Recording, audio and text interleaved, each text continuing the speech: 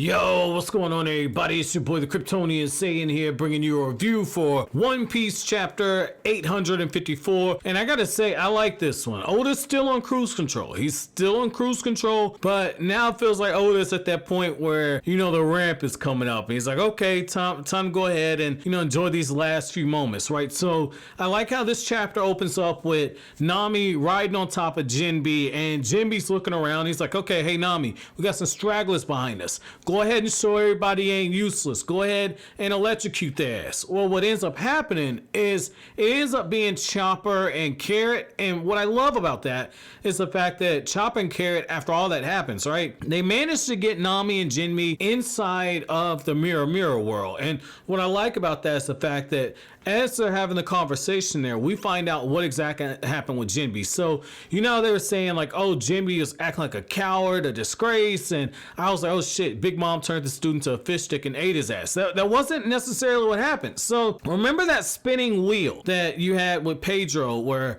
Pedro did something and his partner didn't have enough didn't have enough years left on his life, and Pedro had to lose his eye in order to sacrifice enough in order to make it happen. So essentially Jinbe walked up to that wheel, and Jinbe immediately sensed nothing but death and said, nah, I'm good. I'm gonna head out, chief. This ain't it right here. And what I like about that is the fact that Jinbe's suspicions get confirmed, because Broly lets him know. She says like, look, you know, you did the right thing, because Big Mom, she welcomes all welcomers, but she lets all deserters die.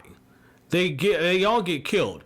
Nobody leaves this island. If you spin that wheel, it's designed for everybody to die. So, you know, for Jinbe, that animal instinct of survival is very much true. And what I love about that is the fact that everyone's looking around, and it's just like Jinbe in that moment. I think Jinbe knew how close he came to dodging a bullet. And what I love about this is the fact that in a backhanded way, that's almost saying like, okay, death is following the Straw Hats at this point. There's a cloud of death. And I think it's so fitting given the fact that you have a fucking emperor that you're going with. Like, there's a reason why they had to team up to say, okay, you know, we have to try and do something together to bring down Kaido, and Law had to come up with this super complex plan for them to even get into position. Luffy just goes off the rails and starts some shit with Big Mom, and Luffy's by himself. So I mean, this is gonna be interesting. I think that what you're gonna end up seeing is like Luffy, after he drags his dick across Big Mom's face, right? After that happens, you know, Luffy's gonna be very arrogant. He's gonna feel like he can take on Kaido.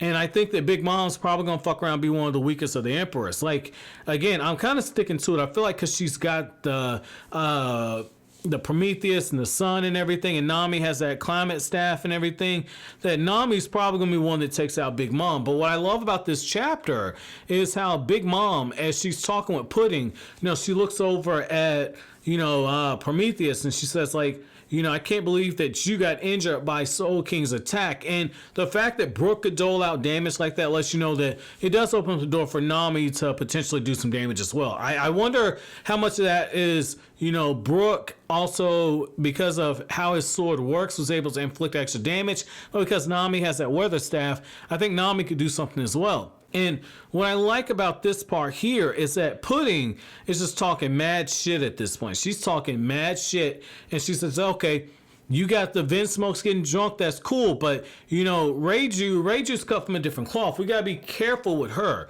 And she tells Big Mom, like, look, I shot her in the leg. Big Mom says, why the fuck would you do something like that? And Pudding says, it's okay, Mama. I was thinking 10 steps ahead. So I shot her so I could get an idea to see if the gun was actually gonna work. And even though the Vinsmoke family has been augmented, these bullets will work on them. And I just erased her memory. And Big Mom proceeds to essentially start telling us the most bloody shit ever. Like, this is like some Game of Thrones red wedding type shit, okay? Like, she says, okay, like, this is what's gonna happen. Everyone's gonna have their eyes on you when that dope Sanji goes to kiss you, and right when you lift that veil, he's gonna see that eye, that third eye of yours, and then you're gonna pull the gun out. I'm guessing she's gonna have the gun between her breasts, and Sanji's like, oh shit, she's gonna give me a sneak peek right here, and then she's gonna pull that pistol out, and you're gonna clop them between the eyes, everyone's gonna be fucking shocked, and then when they turn around, they're all gonna be fucking killed as well, and then that's when we're gonna have the real celebration. And she even says, like, after we kill Sanji and the Vinsmokes, we are going to kill the Straw Hats as well. And what's so crazy is that, like, Sanji catches a break because one of the guards actually falls asleep on Sanji's bed, and so they think Sanji's in their sleep, and they're crossing off the names of all the Straw Hats, and they really think that they have all the Straw Hats dead, and it's because the dude that was supposed to shoot Nami with the crossbow essentially gets his ass handed to him, and he's too afraid to own up to it because he knows Big Mom's gonna kill him. So they think that they have everything in order, and they even say, like, there's no way that Big Boss Jinbe would be working with the Straw Hats. There's no mutiny going on. And what I love about this is the fact that as all this is going on, right, you got Reiju, and she's looking out at the darkness, right? Like, she's looking out, and she's looking out the window and everything, and you can tell she's contemplating the same thing as Sanji is, right? She's contemplating the fact that the Vinsmoke family could very well meet its end at this point. I thought that Sanji's monologue in the last chapter was Sanji saying, okay, I've got the will to fight, this is going to be it. No, it's Sanji saying, in order to protect my loved ones, I'm going to have to allow myself to be shot, and if I do that, that's going to essentially wipe out the Vinsmoke family. And now you're seeing Sanji in a different light. Like, Sanji, in a way, is almost like Nico Robin was at, what was it, Annie's Lobby? Where, yeah, it was at Annie's Lobby where Nico Robin was essentially resigned to die. Sanji's kind of in that same place now, but what ends up happening to him, he doesn't have his I want to live moment so much as, somebody grabs, one of the guards grabs the meat that he had intended for Luffy, and Sanji's like, what the fuck am I doing here? And I think that just shows, like, where Sanji is mentally is in a different place where Nico Robin was, and Nico Robin was getting ready to sacrifice herself. I mean, overall, this is pretty cool. This was a cool chapter. So my chapter question for you guys, okay, is how do you feel about Big Mom going through the lengths that she did in order to essentially have the Vinsmoke family wiped out? Is Sanji's family really that big of a threat that they need to do something this underhanded? Because I was thinking that these fucking four emperors, right? These four emperors were on a different level than, like, the warlords. Like, the warlords would have to do some shit like this.